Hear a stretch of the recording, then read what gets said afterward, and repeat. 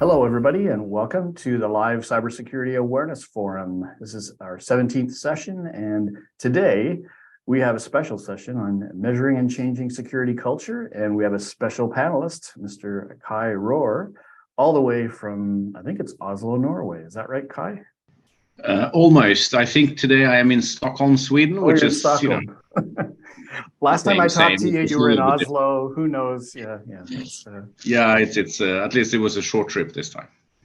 All right. So Scandinavia, we can say that, right? So awesome. So yeah, really excited to have Kai with us today on this topic. As many of you know, Kai was a co-author with Perry Carpenter on the Security Culture Playbook. So hard to find a bigger, there we go.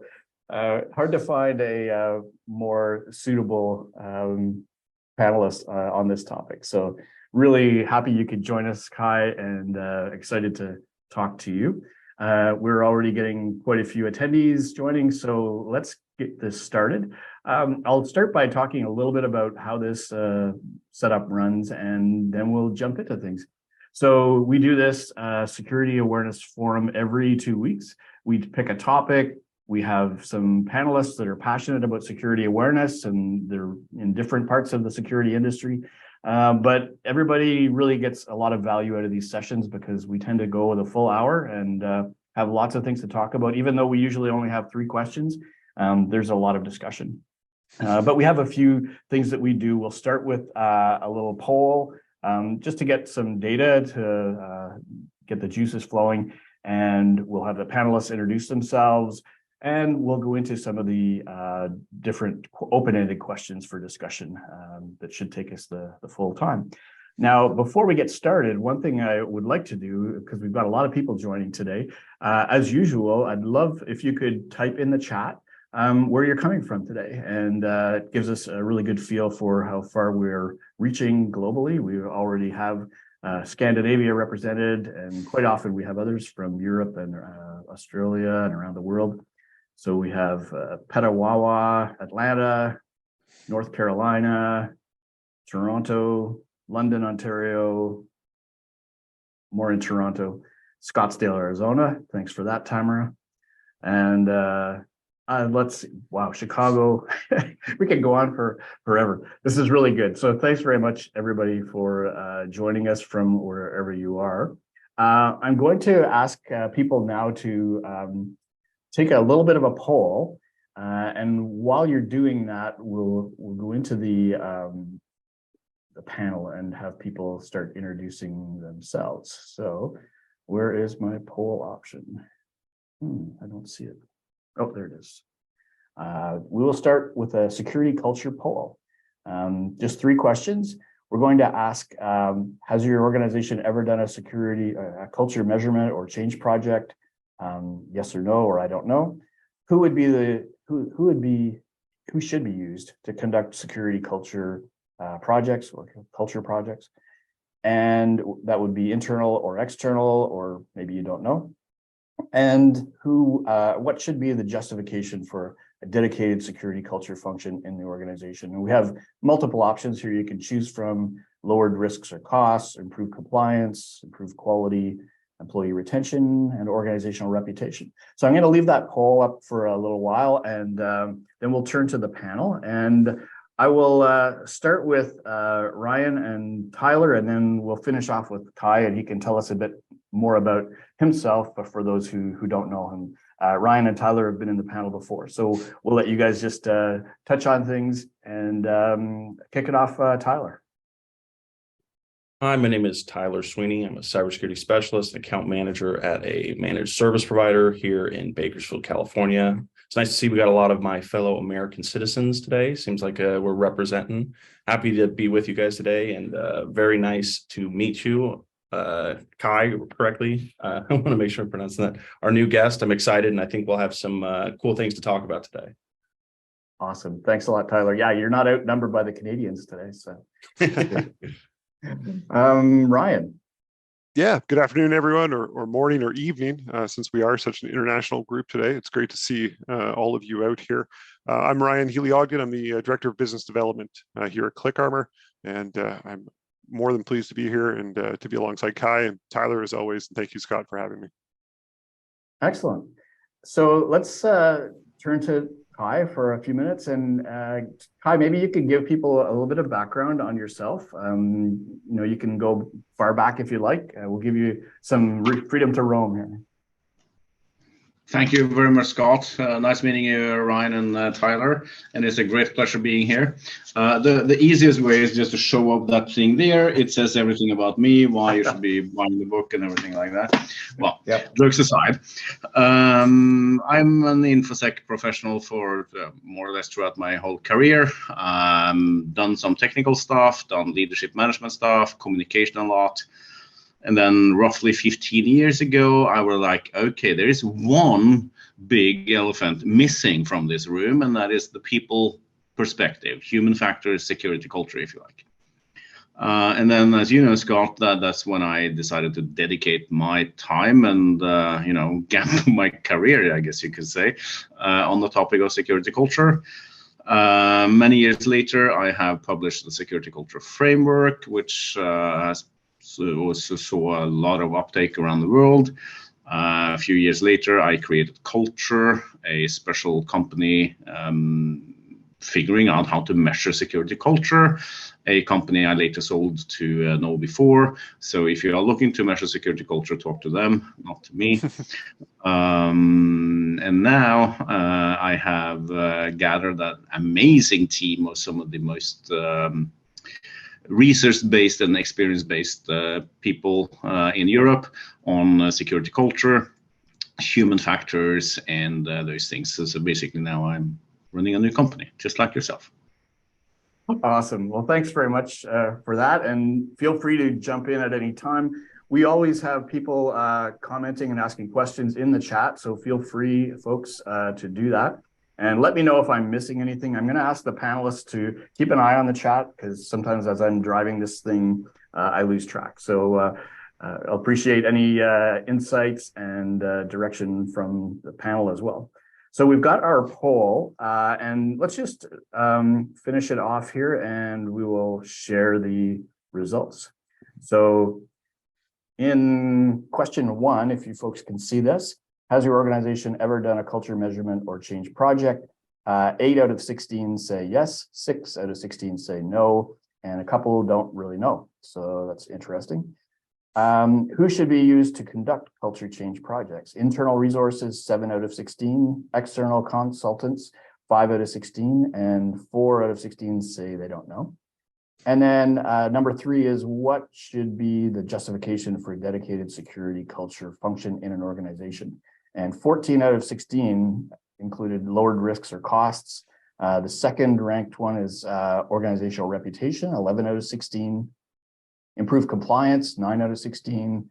And quality and employee retention, 6 and 5 respectively. So some really interesting results there. So I'd just first like to ask the panel if they have any comments, any surprise. Now, we don't have statistical significance in any of this, but I'd love to hear anybody's thoughts on these results. May I go first? Yes, you may. Oh, of course. So my first comment is actually not for the respondents, but for the poll itself. The first question you actually ask 2 questions, but you allow people to answer only one of those 2 things. So poorly designed polling, yes. Choose, right? Exactly.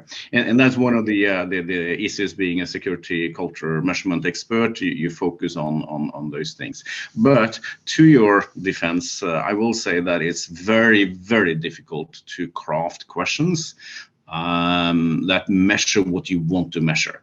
So maybe you did actually succeed to measure what you want to measure, but you did ask 2 questions. Now, that being said, I have one question that I'm missing in there, and that is this function of security culture that you pose. Number 1, yes, of course, we need to have that. But my question, and this is to the panelists and to the audience, where in the organization should this security culture specialist or function belong? And yes, the obvious answer is there, but is that the obvious answer? So yeah, please let me know. What do you think? Excellent. So Ryan, do you want to take a shot at?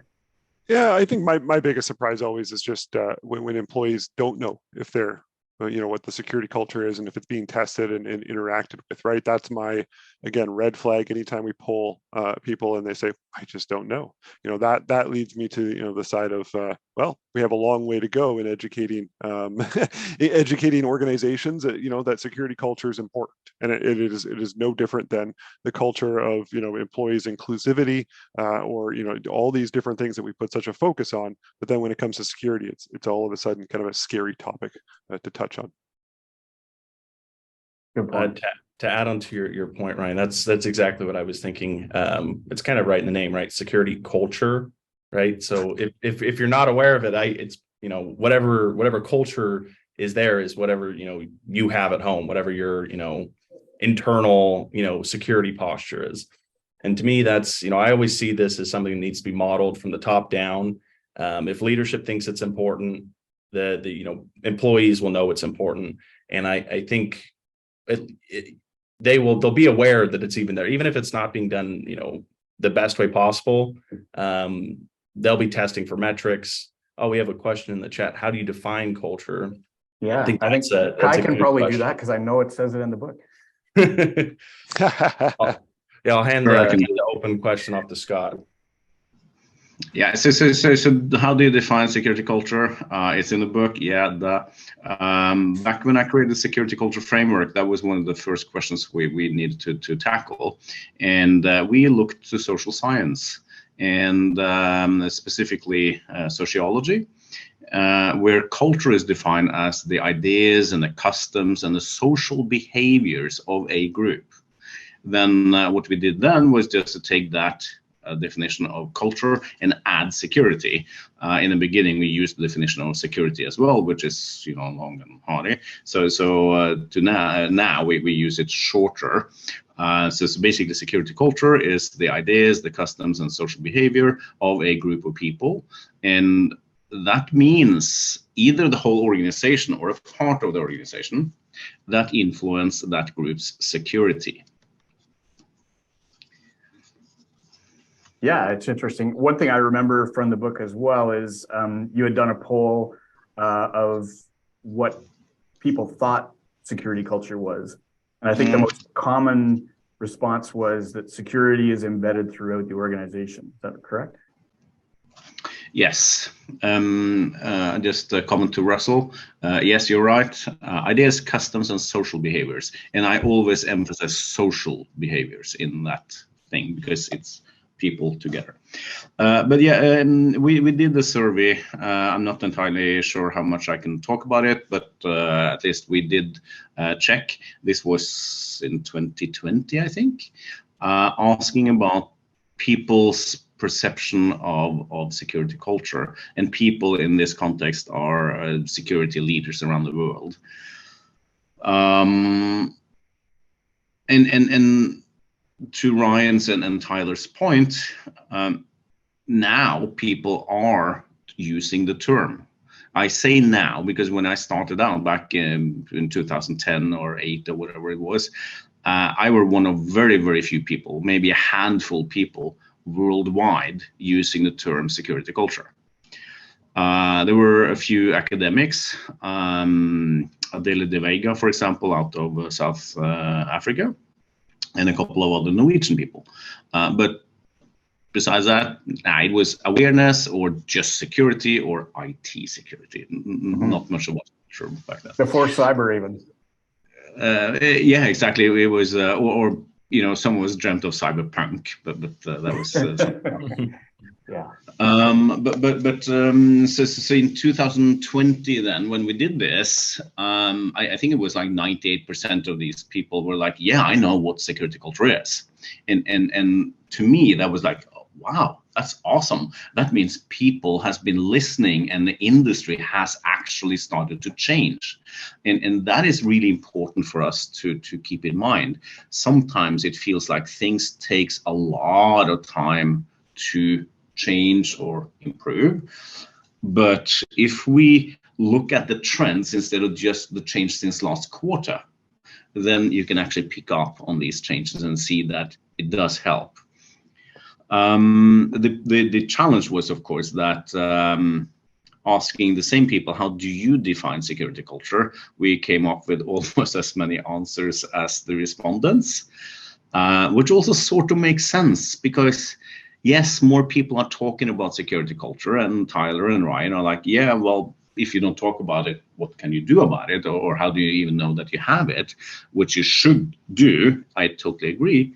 But still, I think the reality out there is that the term is growing in its use, but people in general, and specifically security people, do not understand what it is. Hence the definition, right? What is the definition? And if you look at the definition here, you see nothing about security and nothing about technology. And most people in our industry, they care mostly about technology. Then you, of course, have the odd one out caring about compliance and processes and those things. But how many of the rest of us actually care about the people perspective? Yeah. And I think that is the next shift that needs to happen now. Security functions need to understand that security is more than tech and policies. It is also the people, which means shift your focus, shift your perspective, take yourself out of that CISO chair and sit for a day or 5 in Ryan's chair or Tyler's chair or your chair, Scott. Because until they understand that, and this I mean seriously to you watching as well, until you take the time to understand what your colleagues, the rest of the organization, is actually doing, you will not be able to help them become more secure. Yeah, that's a great point, and I think there's a quick question just to that actually jumps off that, because that immersion in kind of the culture will spread in the culture, right? So Victor in the chat said, how do you address culture in the work from home as opposed to an office? Because again, we all of a sudden, as we started to build this culture and this camaraderie and started to normalize security, we were all kind of sent, back to being individuals. So any quick tips on that one, Kai? So I think one of the really, really amazing things with the pandemic was how extremely fast it is possible to change also human behavior, human perceptions, ideas, and habits, or customs, if you like, which tells us that if you really want to, or if you really need to, you will change. It may not be easy though. But to the question, how do you then drive or make that work from home culture thrive? I think there are a lot of things we can learn from the pandemic, but more importantly, I think there are a number of companies out there doing this already really, really well. I don't recall the names, but there are a couple of these modern techie companies, something that thrive by having work from home is a normal. You don't have an office to go to. Instead, you have a global workforce working out of wherever they are. But what they do, and it's a pity I don't remember the name, but one of the things they do is to make sure that every single team who are remote get to meet physically a couple of times a year. Mm-hmm. Now, imagine your CFO seeing that, oh my God, every single team meeting a couple of times a year. Imagine the expense. Well, you can counter that by the lack of offices. I mean, just office rent can be huge. Yeah. You can counter that by the cultural glue that you build, the cohesion that those teams get. And a lot of research strongly suggests that cohesive teams are more productive than non-cohesive teams. 18% they actually claim, which is like, what? Really? And then you have to read the paper and then get, oh, really? 18% improvement in efficiency by cohesive teams. So you counter that to the CFO whenever he don't want you to do that, go up there and then have fun with your team. And on the same note, there are also some research suggesting that cohesive teams are more likely to follow security practices and policies. So there you have it. Yeah, Excellent. a couple of good points I was just going to mention. I don't know if this is the company you were thinking of, Kai, but I know in Canada, Shopify, one of the bigger e-commerce companies, actually is totally remote now. They used to have a big office. It was not one that one, but there are many of them now, right? Yeah. And best practices are emerging.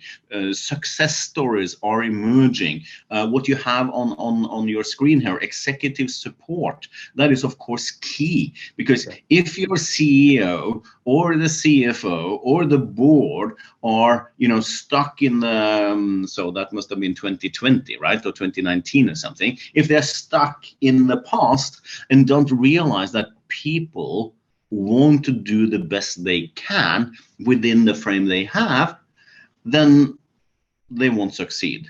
But if they do understand that people will do the best they can within the frames they have, then they also realize their job. The executive job is to make those frames in such a way that I can thrive, I can excel, and I can deliver everything I need within those areas. Good. Ryan, did you have a thought? No, I just think it's perfectly bang on. It's exactly what we've seen, and I mean we are dynamic because this is normal, right? What we're doing right now, and just a few years ago, this wasn't a normal occurrence. And so I think that's a valid point. You could layer on sports analogies if you wanted. Teams who are more cohesive perform better, and I think it translates well into the corporate world as well. So thank you, Kai.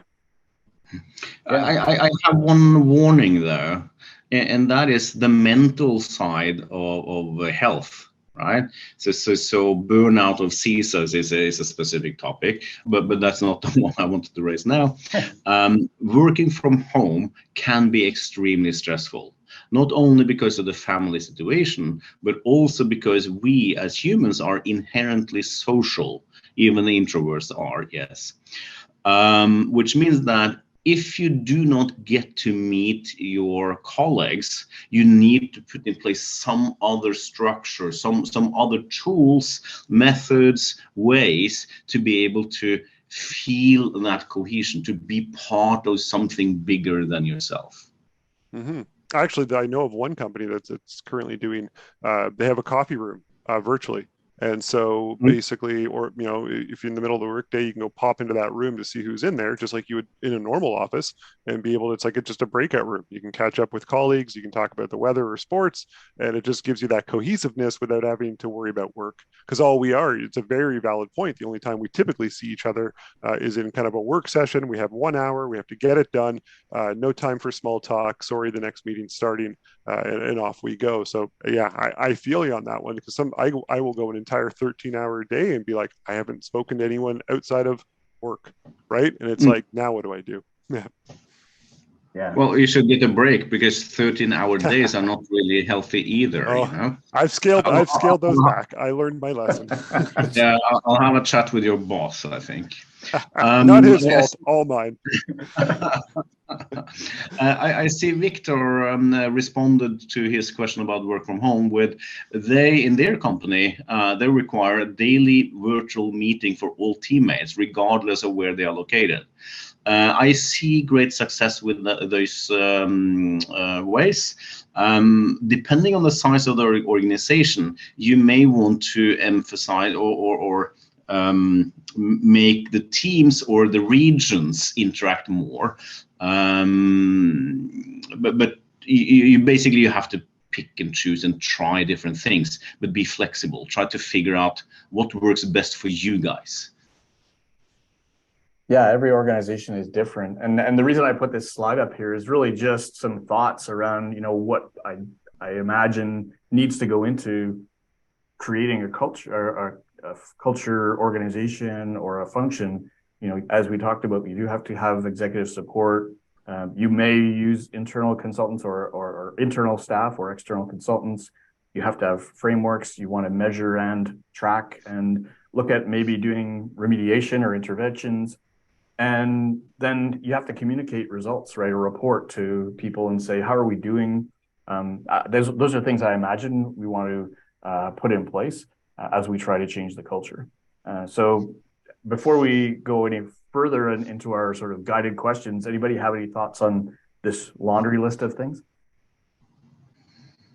I think the participants actually responded quite well to the second point you have there, Yeah. External or internal consultants. Culture is an internal thing. Nice. Right. So an external consultant can come in and observe and write a nice report, and then they leave. You have the report. More often than not, what we see is that the report is getting stuck in some shelf over there, and 3 years later nothing happened. So when it comes to working with culture, this needs to be owned internally. It doesn't have to be driven internally. You may use external support, but being just externals just to have a check and a report, that's not how you build or work with culture. Instead, leverage external results or consultants if you have to build the structure that you need, the framework, as you put it here, to build your culture. Part of that means, of course, figuring out where are you today, where do you want to be in the future, where are the gaps, how do we get there? And sometimes it makes sense to use consultants to help you figure out how to do those parts. Right. That makes a lot of sense. And certainly from your experience, Kai, you can probably walk into an organization, having worked with many, and recognizing things that will or are likely to work or likely not to work, and help them put that together. And then once you leave, you have some confidence that they're going to be able to own that and maintain it. We don't really technically leave. We sell our services as advisory services on a subscription basis, which means that we help the organization. We don't do the heavy lifting. They have to do that themselves. That's great. That's good to know. I didn't realize that. So that's a really interesting service. Tyler, any thoughts before we go into our guided questions? Yeah, I think Kai hit the nail on the head. I think the culture, to a large degree, has to be endemic to the organization itself, right? Having external consultants obviously has a role to come in there, evaluate, give suggestions, but it has to be organic because, and we've touched on this a bunch of times today, that social side of security culture. That's really what it's about. And that's, Kai talked about bringing people to meet in person. To me, that's probably bar none. That's the best way to get these people to interact and feel comfortable. And we've talked about this in previous webinars where there has to be that comfort of someone to report a phishing email or to talk to IT staff or security and not feel like they're going to be judged. Have that be normalized from the top down, and to understand it's just like any other part of organizational security. And that's if you come in and you say it should be this way, it should be that way. If leadership isn't representing that and people don't feel that internally and they're not comfortable, I mean, it's, then it's just not going to happen. And that's a hard question to, address, but. Yeah, because sometimes those external audits are the scary ones and would actually kind of drive kind of a bit of a counterculture. Anytime there's external people into your organization, you start to get your back up a little, or you start to worry. It's just natural kind of human instinct. So that could actually, sometimes cause the opposite effect. So yeah, I agree. Internal would be more organic and natural, and it would stick around longer typically, and it would be there, all the time kind of vibe rather than just a special occasion drop in. Awesome. As Victor knows, it's time for your audit. Victor the auditor? Yes, Victor the auditor. So yeah, just this is an interesting question I thought we'd put in there to give people some concrete ideas and say, what are some of the indicators that people can say, even if they haven't done any formal measurement, how do you know if you have a good security culture or not? I'll take a stab at this. Again, I'm not the expert, but I think we've touched base on it. Questionnaires, working with, the lay of the land and understanding, all kind of, organizations of the organization's kind of structure, different departments, how they, work, and then talking to, to as many people as possible. But you can also look at things like funding, within an organization towards kind of security. You can look at breaches and kind of see, okay, well, Are they getting hit a lot? Are they spending $0? And do employees not really talk about it and know what's going on? I mean, those would be three big indicators to me. I think for me on those are, very, and I agree totally. Those are very good top level ones. One for me, kind of touches on the point we brought up previously, is how many people and how often are people reporting incidents. And obviously this is relative to what I'm maybe more in an email context, the amount of phishing emails or, test phishing emails. But to me, it's a really good proxy for security culture being on people's mind. If you see, okay, we have across our staff, people are regularly reporting things that are spam or as phishing, because to me that you only sort of see that behavior if you have that ingrained security culture. Because if people aren't thinking about it, they're not reporting it. And maybe you're not getting a lot of risky emails. Maybe your filter's stopping them. Maybe you aren't running email tests. And of course, it would be relative to that. But I think that's a really good, bottom up metric on an employee level. Obviously, the other ones are very good top level, organization wide things. Just reporting incident might be able to tell you, okay, some of these people aren't as engaged. It might allow you to, target your efforts and help try and get, that culture, that social side where everybody's involved, if it's not already there. Yeah, good point. I was going to add one thing from my experience working with an organization, in the last year or two. When you're in meetings and you hear an executive or leader say, we need to do a certain thing, from a security point of view, and you see other people in the room virtually roll their eyes, right? Like, oh yeah, here he goes again, right?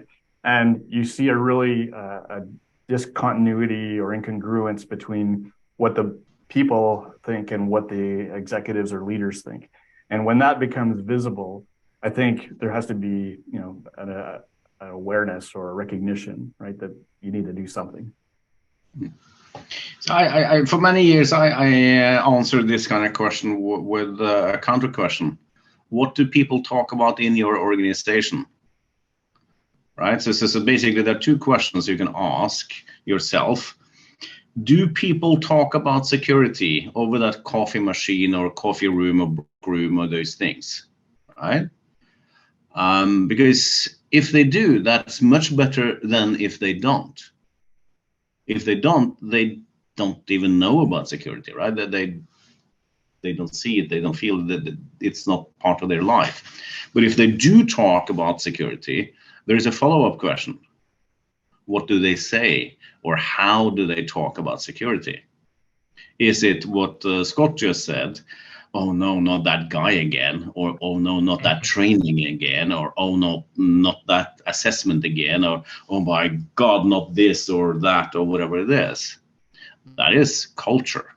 That is people's perceptions, which turns into to customs and ideas, which then drives social behavior. Or do they say, oh yeah, did you see that latest test we got? I actually learned something from that thing. Or do they share their experiences when they happened to do something that they shouldn't, like I don't know, click on one of the phishing links, not the test, but the real ones.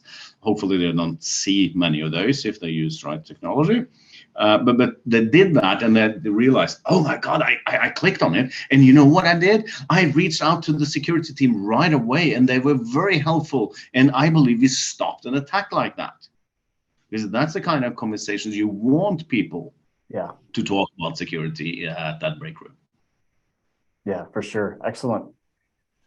So I guess I'm not sure how much you can speak to this, Kai. As you mentioned earlier, you may or may not be able to, but we have other panelists and people who can talk about this in terms of how do you think security culture should be measured? I know I can comment from having read the Security Culture Playbook. There are a variety of inputs that can be used across different dimensions, right? Things like your policies, the norms in the organization, how people communicate, in addition to live phishing simulations and even surveys and questionnaires, right? So I think there's 6 or 7 different ways that have been articulated in the book. But anybody have any examples of things that you've seen or that you think are primarily important?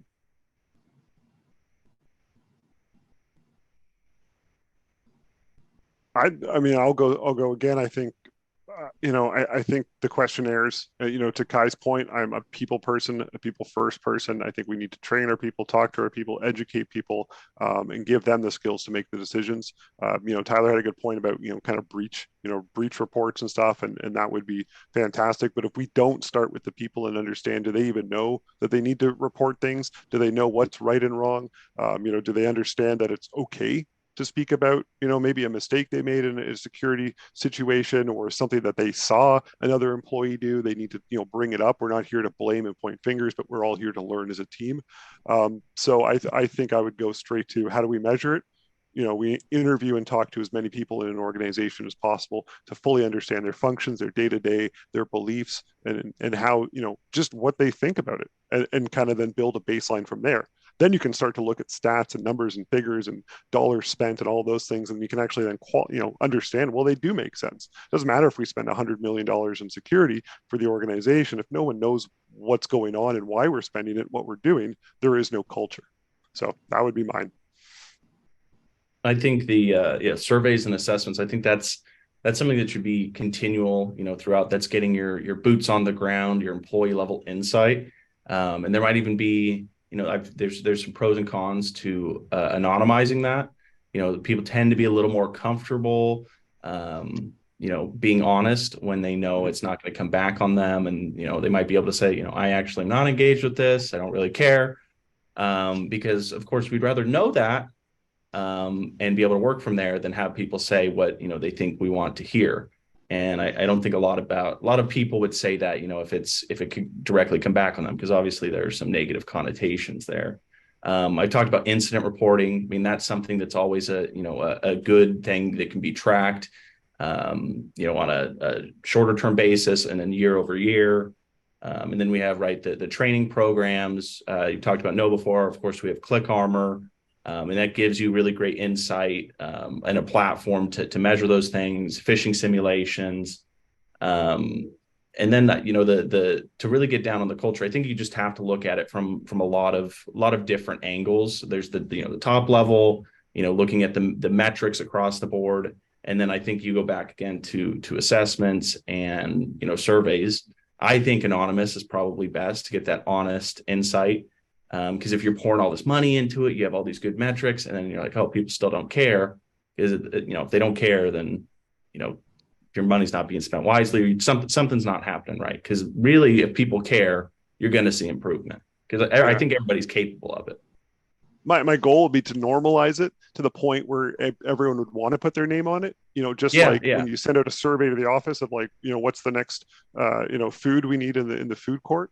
Everyone's going to put their name on that, and they're all going to, start to stand up and put their favorites, and they'll have a 300 email thread conversation about what food to have in the workplace. But when it comes to security, that's where it's again, it's not normalized, and maybe it's over my head, or it's not technical enough. And so again, we got to start with the ground roots of just making this a normal topic it's not a big deal. It's just security. It doesn't have to be scary. And I think that's probably why starting with an anonymous kind of reporting poll makes a lot of sense. Yeah, Victor just said, I think people will only care if their livelihood is at risk. Yeah, sometimes it takes a catalyst to to create a change. Mm. So I have seen both, right? So both anonymous and named, and my experience is that the results really is driven by where you do it. By that I mean how people respond to surveys are cultural. Context for you guys. How you do a survey in Norway, for example, where people trust much higher, that the level of trust to their peers and to their organization and to the government is much higher than in, for example, the United States. So here people don't care that much, with one exception. We have GDPR, privacy. So from that perspective, they are like, oh, privacy things. But they are not afraid of voicing their concern. But the moment you move to a country where you may be afraid of losing your job, to your point, Ryan, then you may no longer feel confident about being honest. So USA, for example. And then you have whole areas, regions on this globe, Southeast Asia, for example, where people are more likely to send one person to do the survey, collect all the answers, then they will discuss what is the right answer for every single item, and then they send the rest of the team back in to respond. We've seen a lot of those examples as well, and this means that there is no one clear answer unless you are in one single culture, and then you have to pick whatever makes sense in your culture. But for what was his name, Victor, I think it was, who had Victor, with offices around the world, he is likely to see that challenge, especially in Middle East, for example. My answer to how do you measure? Well, there is a full chapter in the book. Yep. The other comment I have is there are specialists actually knowing how to measure culture and behaviors and those things. There are whole scientific areas. It's called social science. You have psychologists. One of their favorites is experimentation. What does that mean? Well, think of a phishing test. You select a group of people, you send them some sort of a test, and then you measure the outcome. That's an experimentation. You have social anthropologists. They love observation. What does that mean? Well, that could be the standing or just walk around your office building. If you have an office, it's much more difficult at work from home, and look at the clean desk things, right? Either it's clean or it's not. It's an observation. Sociologists will go in there and ask some questions or do some semiotic analytics, for example, looking at what kind of symbols or what kind of words do we use, what is allowed to say, what are the discourses we can discuss in this organization. So don't get stuck with only the IT things. Try to broaden your horizon. Try to look out for other areas. Security culture is like, a melting pot of the amazing technology, legal frameworks, and the people side of things. That's great. So thanks for those insights, guys. I agree, and I see there's some really good discussion going on between Tamara and Elizabeth and others around, just the level of interest, which is interesting to say, how and how you can measure that, right? Do people attend non-mandatory events like this one? So it's interesting to see. So thanks for that insight, folks. I'm going to take a moment just to pay some bills here. Go ahead, Ryan. Or Tyler, sorry. People will do that. Sorry, I was yawning. You can go ahead. Oh. I think it's the morning for us. So I just wanted to pay some bills and recognize that ClickArmor sponsors this bi-weekly session. Really happy that everybody could come. We do a lot of things at ClickArmor, but it was actually formed from my experience in teaching security awareness, where I could see the impacts on security culture and ultimately the vulnerability of an organization if people weren't engaged, if they weren't participating. And so that's why we created this very engaging from the bottom up gamified platform. And it really does provide a high degree of interactivity. It's an interesting platform for people to use. And in the topic of measuring security culture, we do have the ability to put in our courses at any point survey questions. And so we can ask people's opinions either quantitatively or ask them to enter their thoughts on something. So it could be something as simple as, hey, you took this course. Have you seen any incidents that looked like the things that we were talking about? So you can actually get more informal feedback from people in this way. And it's something that you don't have to chase people afterwards. So it's just part of the ClickArmor platform I wanted to let people know about that sort of supports this activity.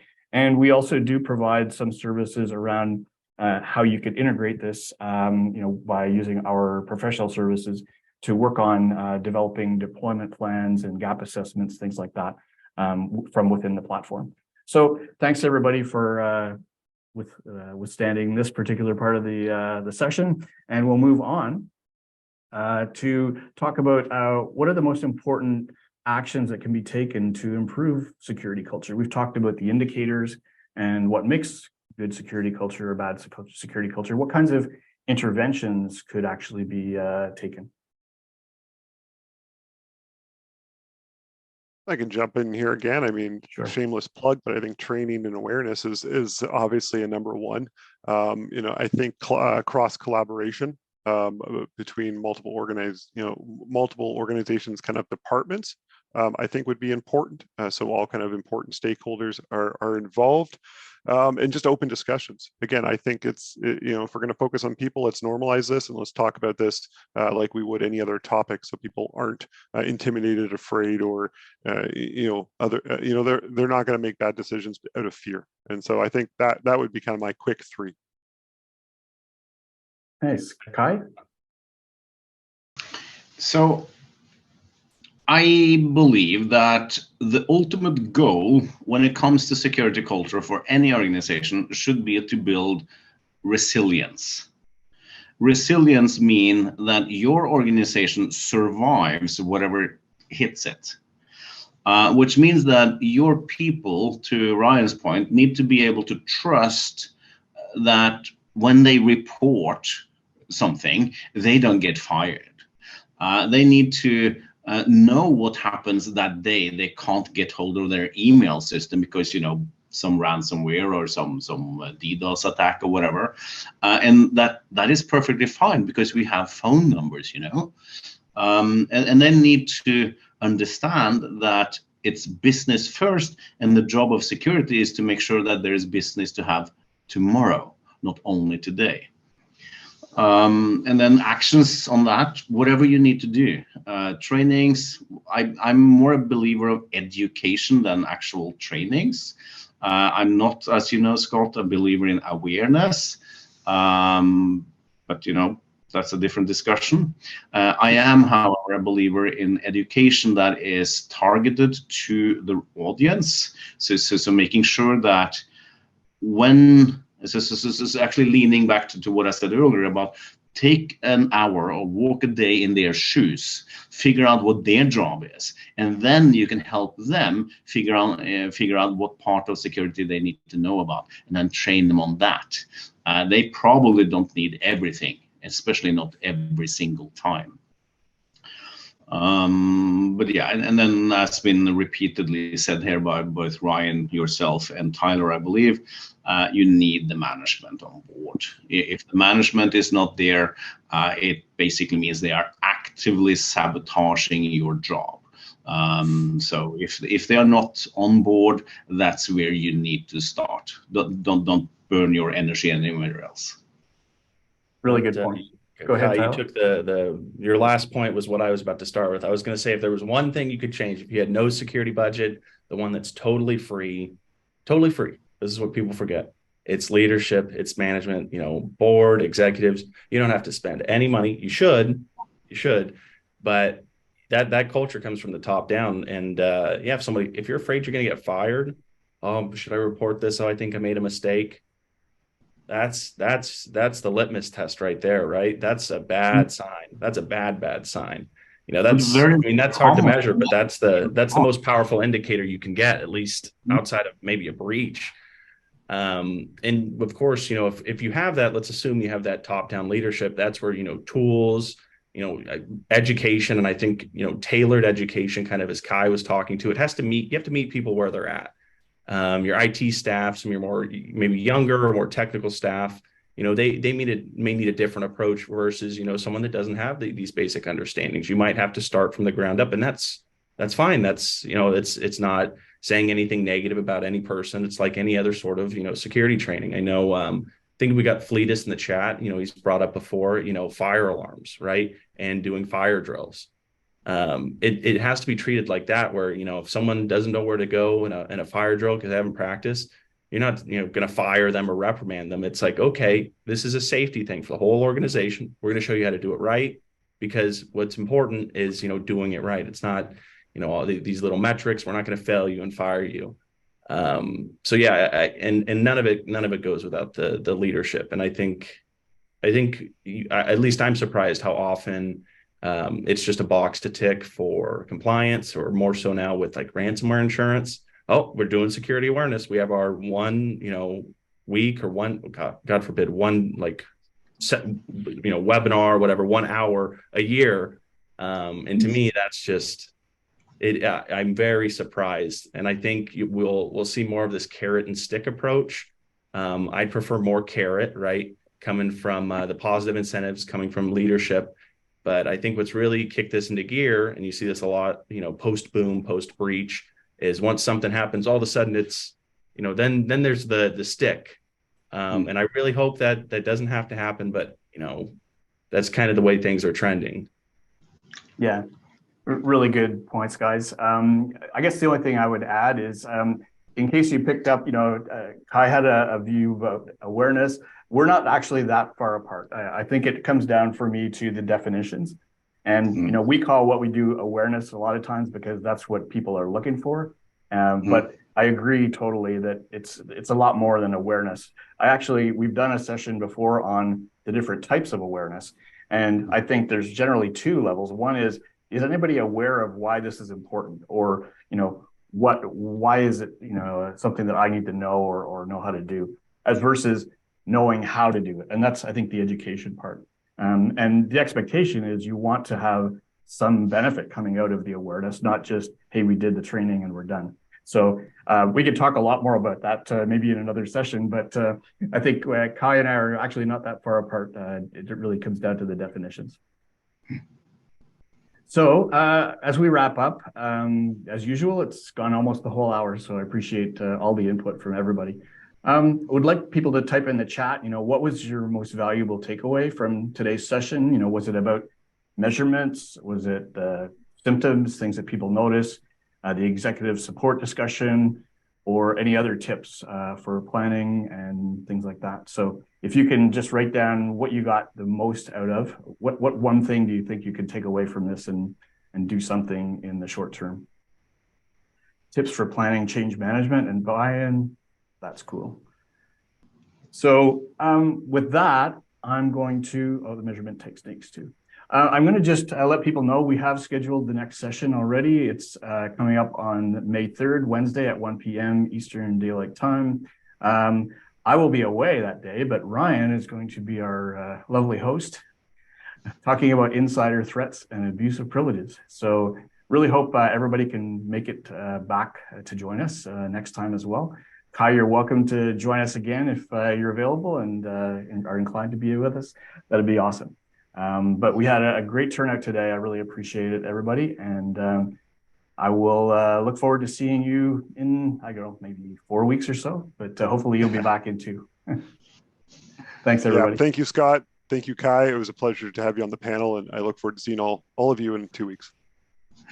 Thank you so much for having me, and it's been a great pleasure. I may be back in the future. Who knows? That is awesome.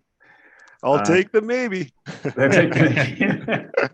Okay, that's it, everybody. Thanks very much. Awesome discussion. Thanks so much, and we will see you all soon.